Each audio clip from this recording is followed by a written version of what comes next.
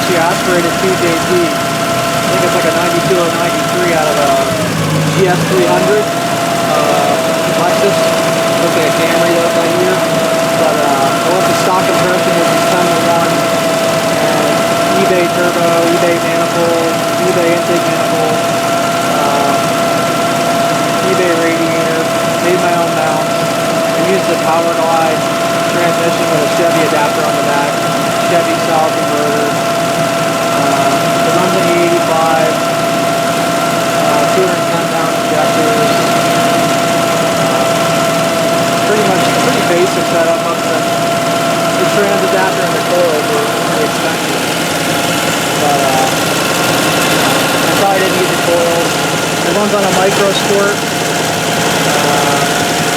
Basic. I can show you the surge tank in the back. Yeah, it runs a surge tank. I think that was like an eBay item with a AEM 380 and then like a Chinese 044. One comes on at like 5 pounds boost, one of the fuel pumps, but there's a little carbureted lift pump clamped on near the gas tank, the stock gas tank that feeds that surge tank. So I didn't want to drop the tank, so I ended up just doing the surge tank. But yeah, pretty much Parker hydraulic style hoses. Seems to be holding up with the 85 so far. But yeah, it's got a Ford Explorer rear that's full width, and then the control arm mounts are welded on.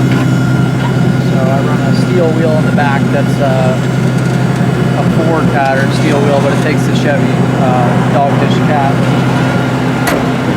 255 radial. The rear's welded because the posi was junk. But yeah, pretty much nothing too crazy.